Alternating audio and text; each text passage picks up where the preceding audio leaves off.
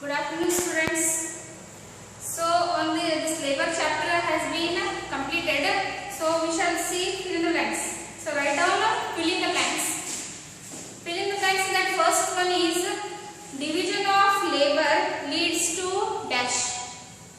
Division of labor leads to specialization. So, here first fill in the blank answer is specialization. Next, second one. Landless laborers are called as dash laborers. So answer is unorganized laborers.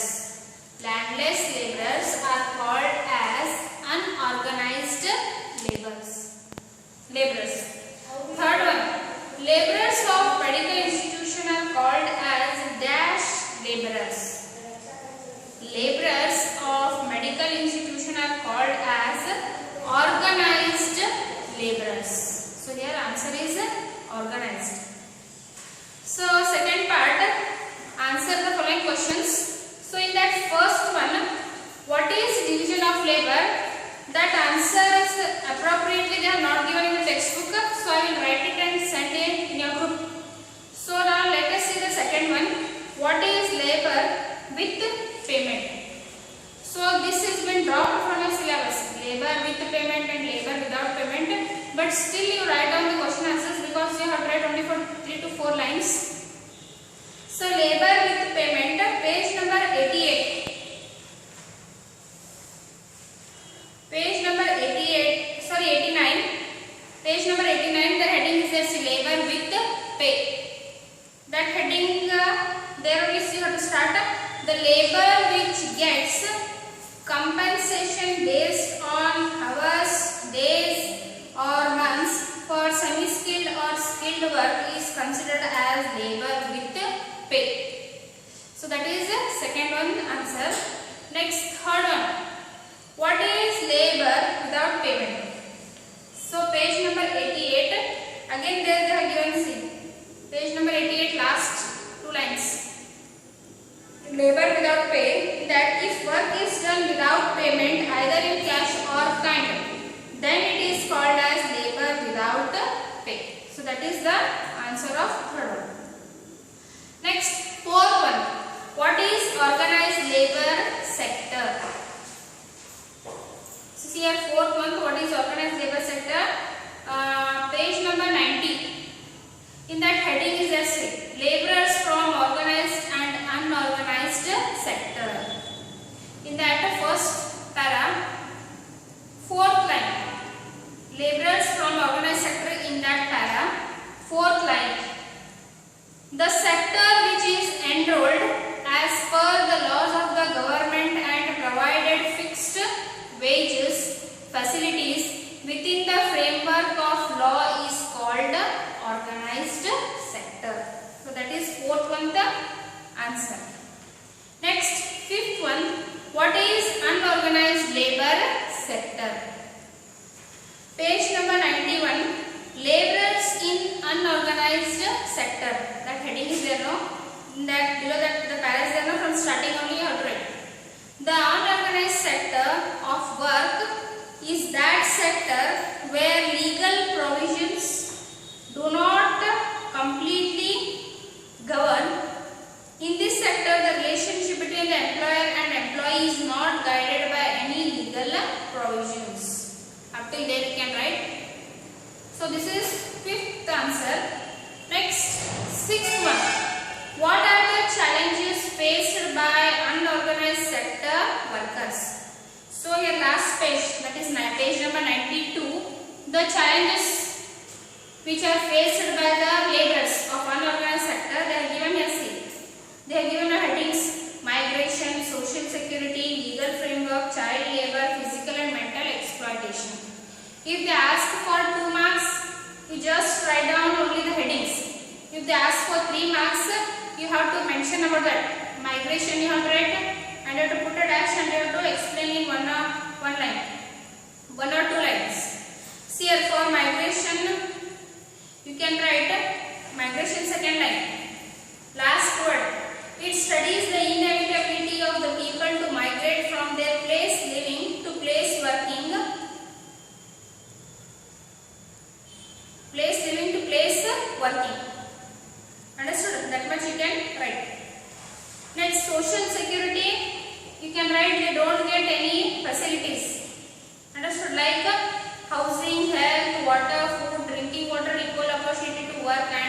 workers.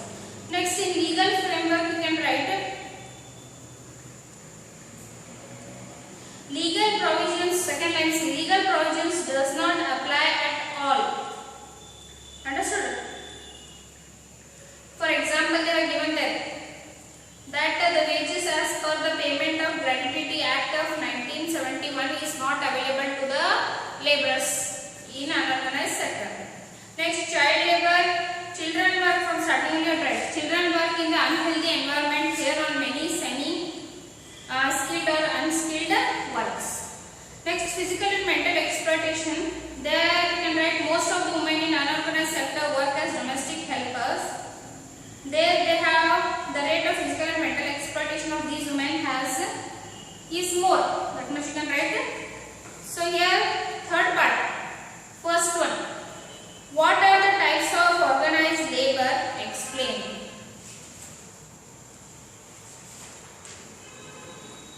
So here page number 90.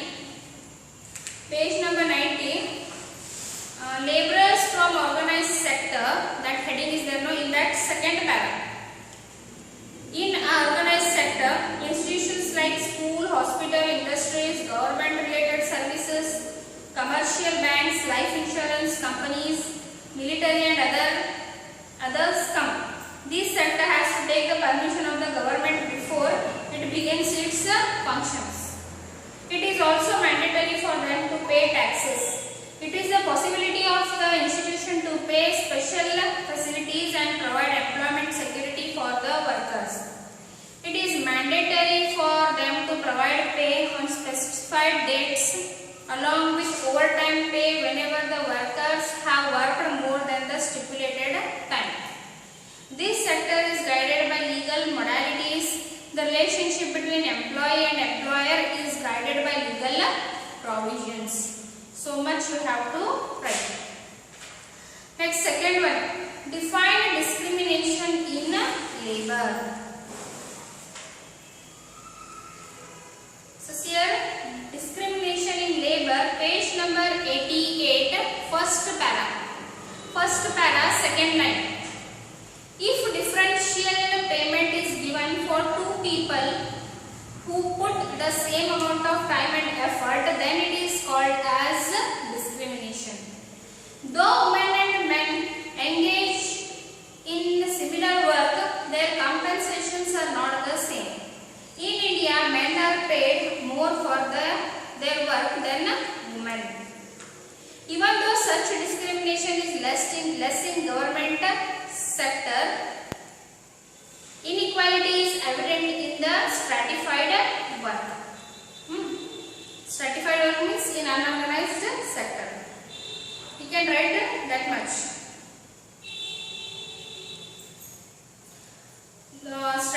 Stratified work you can write. If you want, if they ask for 2, 3, 2 or 3, they might not ask for 3 and 4 marks. If they ask only for 2 marks.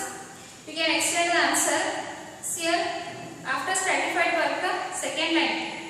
The inequality in pay is more visible in unorganized sector than the organized sector. That much you can write. Next, third one. Explain the challenges faced on social security issue by the unorganized sector. In that, page number 92, you have to write the whole thing of social security. That full paragraph you have to write. Next, what are the differences between organized and unorganized workers? So here organized and unorganized workers. So here difference how you have to write in a page. First you have to make 2 parts. You have to draw one vertical line and then you have to write one point here and again which is point is opposite to that one only you have to write here. In the same way, mostly for 3 marks they might ask this question. Possibilities are there that even they may ask it for 4 marks also. So you be prepared for this one. This is a compulsory question. Difference between organized and unorganized. So what all you have to write here?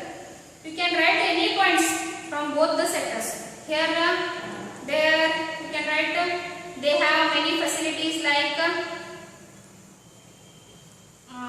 securities, health facilities and all. Here they don't have any facilities. Next, here you can write their wages are fixed and according to the laws of the government. Here they don't have any fixed wages. That way you can write 3 to 4 points, but I will send you there are 2 question and answers in a group. One is what is division of labor and another one is difference between these two. I will write it and send it by today only.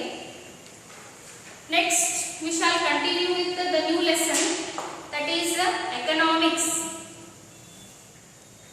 Economics, first chapter, development.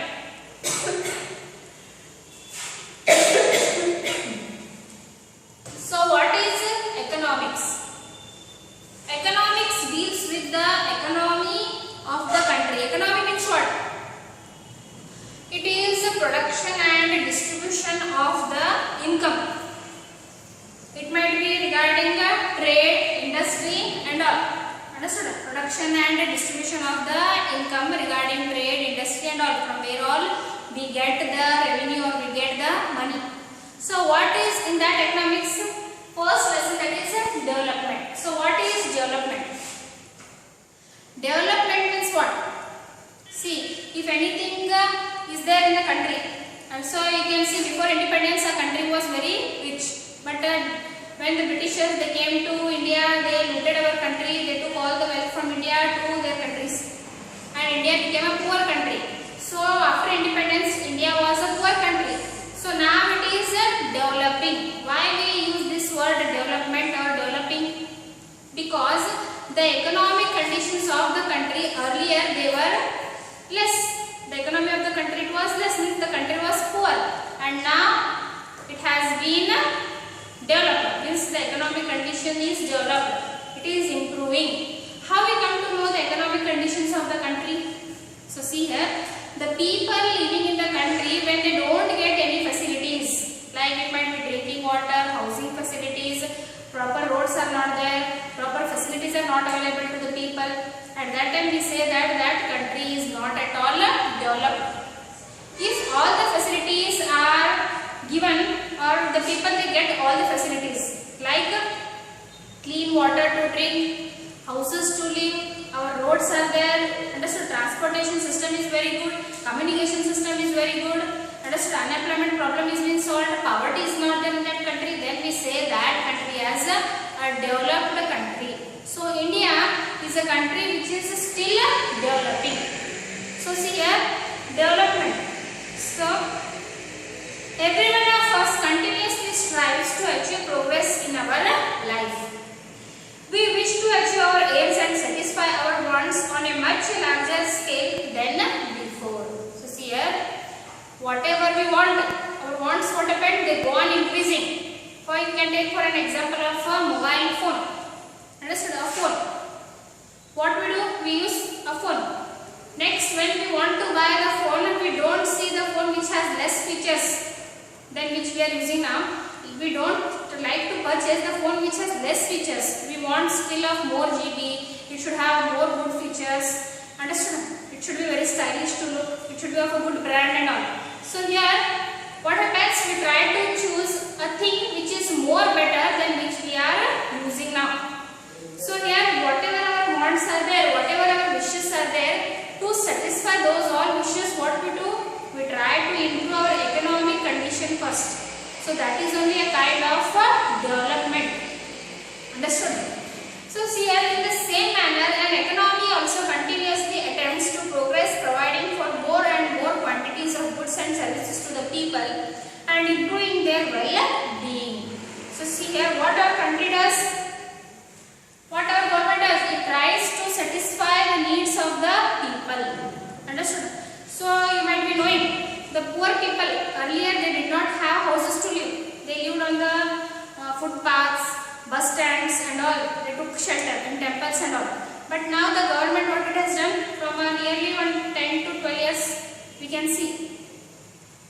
20 to 12 years back you can see that the people, poor people, they have their own houses. The government it is giving them the area also to live, and plus it is giving some amount for the construction of the house also, so that the people, poor people, they should not live without their houses or homes.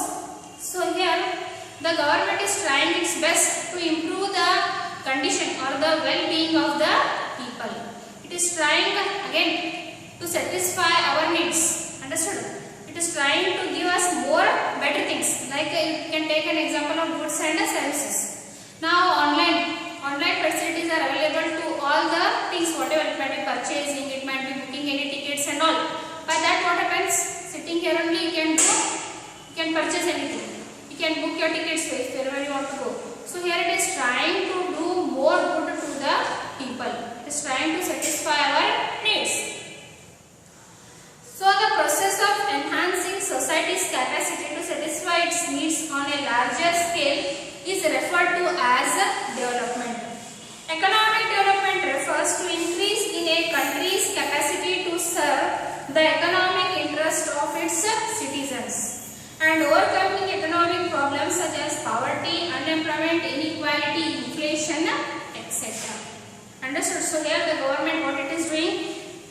It is trying to improve the conditions of the people, and also on the other hand it is trying to solve the problems of poverty, unemployment, corruption and all. We have studied what all the problems are there in the lesson, that is political science first lesson. So here it is also trying to solve the problems, and also it is trying to improve the standard of the people. So here see inflation, it is a new word for you. So what is inflation? So see here, when you purchase anything, when the value of the rupee falls there, that is known as, for the same product, that is known as inflation. For example, you can take gold. Understood? Gold. The price of the gold is rising. We have to pay more money to purchase that gold. 10 gram of gold I want to purchase. Since I have to pay 52,000 and all, now it is at present the rate prices. But earlier 1 or 2 years back it was 30,000, 40,000 and all. Understood? So here the value of the money has been fallen down. You have to pay more money for that much only amount of gold. Understood? Earlier you had to pay less money to that much only amount of gold. So this is kind of thing is known as inflation. Next here, development and underdevelopment. So development means something you have achieved more, you have achieved bigger, that is known as development. Underdevelopment means opposite of that. Still you are not at all developed. That is known as underdevelopment. Developments here, we use the word development often in our daily lives, usually to refer to the progress in a particular field or a segment of people, like rural development, social development, educational development, women and children development, etc. Understood? So here see, we make use of this word development in our day-to-day lives, and some things are there to that word development has been attached, like social development, rural development, economic development, educational development and all. Why social development, why economic development, why rural development? Because we want to improve that. We want something better than the earlier. So see here, whenever the economic activities in a country expand, it is called as economic development. However, the process of economic development is a complex phenomenon and not easy to define. So this development phenomenon, it is complex. Means it is not limited to 1 or 2 fields. It has large, wide meaning, and it is large, widely used in each and every sector and each and every field. So here in this chapter we give more importance to economic development. So according to Professor Meyer and Baldwin, economic development is a process whereby an economy's real national income increases over a long period of time. The definition highlights 3 elements of economic development. One is process, the second one is an increase in real national income, and another one is last one, over a long period. Let us discuss them briefly.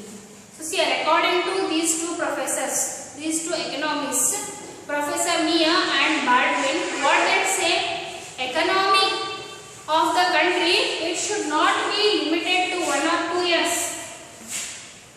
Understood? 1 or 2 years. It should be minimum at least for 10 years. Understood?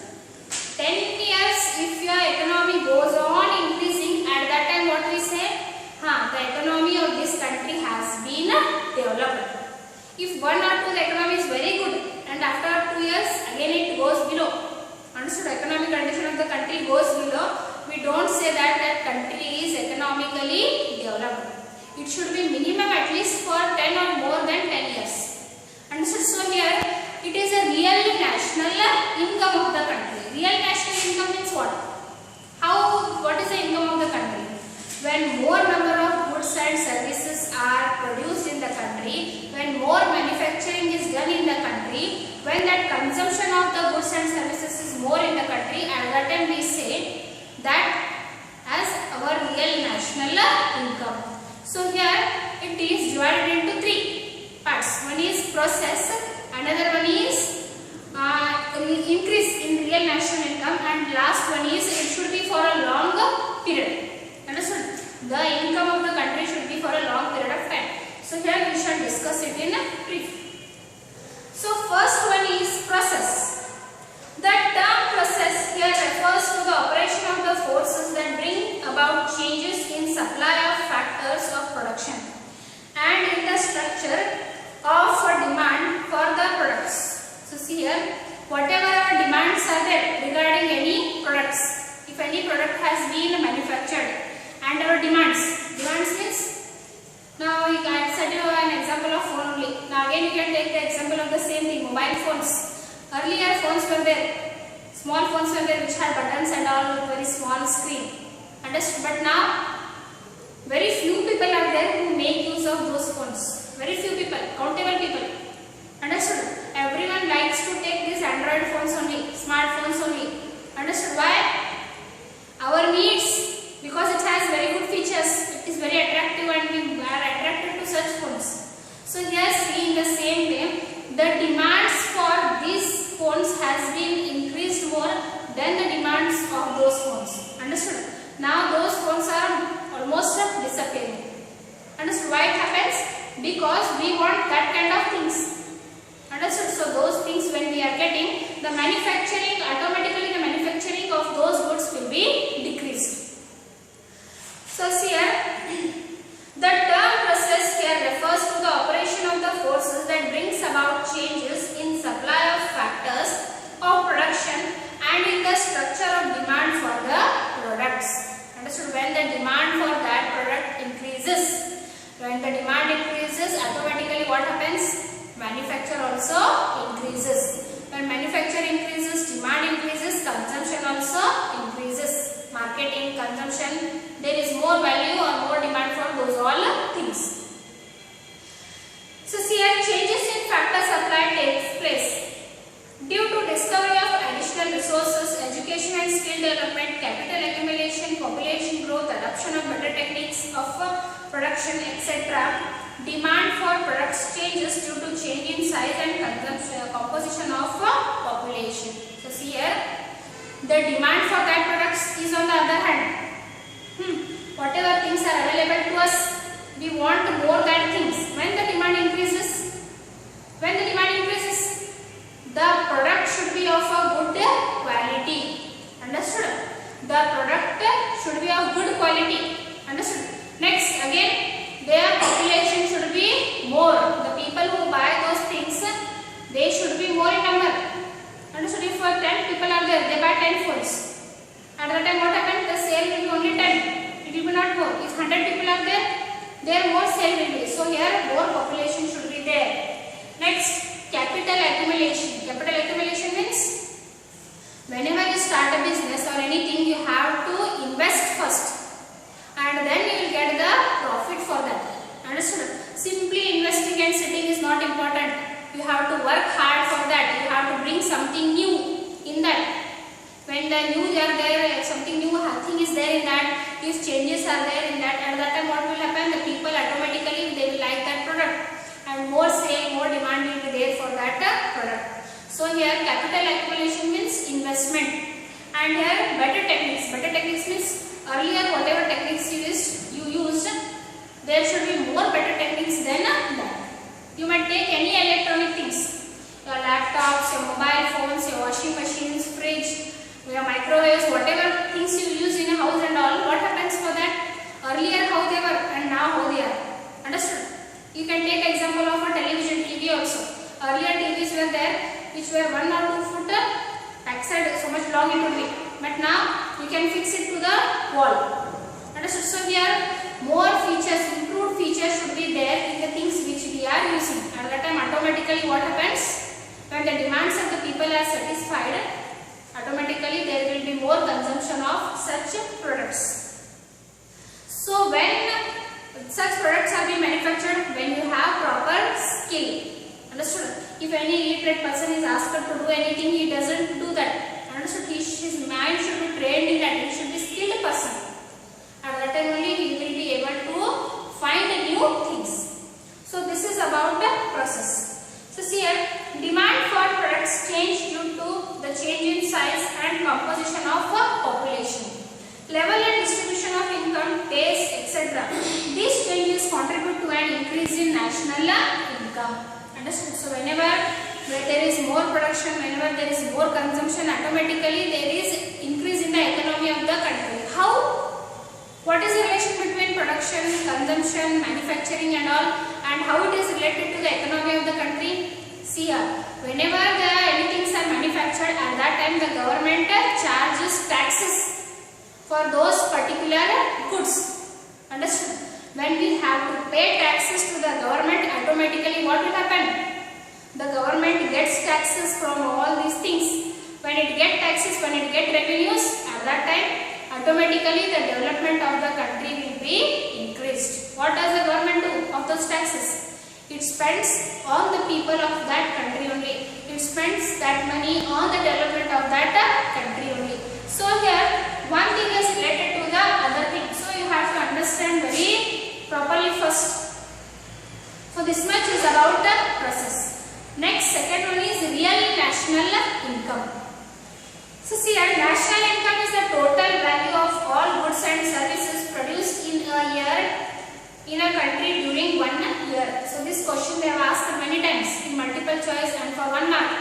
What is national income or what is real national income? So for that both national income or real national income, for that both you have read the same answer. There is nothing difference between that. So see here, national income is the total value of goods and services produced in one particular year. In one academic year, understood? In 1 year, goods and services, how much they are produced, how much they are manufactured. Based on that, what we do? We calculate our country's national income. It is an important measure of development. Higher the national income, higher is the economic development and vice versa. So see here, national income is related to the economic development of the country. Higher the national income, higher the economic development of the country. Lower the national income, lower the economic development of the country. Understood? So both are related. But the emphasis is on the word real, which refers to the purchasing power of income. So here see. Now the goods are being produced more. But when the people they can't buy, then what is the use of those goods? What is the use of those goods? Understood? When they can't buy at that time, it is of no use. So here what happens? The people should have that capacity to make use of those goods. So here the word real means. Understood? If I have 10 to 20,000 rupees, at that time only I can buy those phones or those any luxurious things. If I don't have that much money, I can't buy. Then it is of no use for me. Understood? So here the real, that is very important. So here the prices have tendency to rise over time. When we estimate the income based on the increased prices, the values or income are inflated. So here the income also should be increased. The income also should be increased. When the income will be increased, automatically what will happen? We will have the capacity to buy those goods. If our income is not increased, then we don't have that capacity.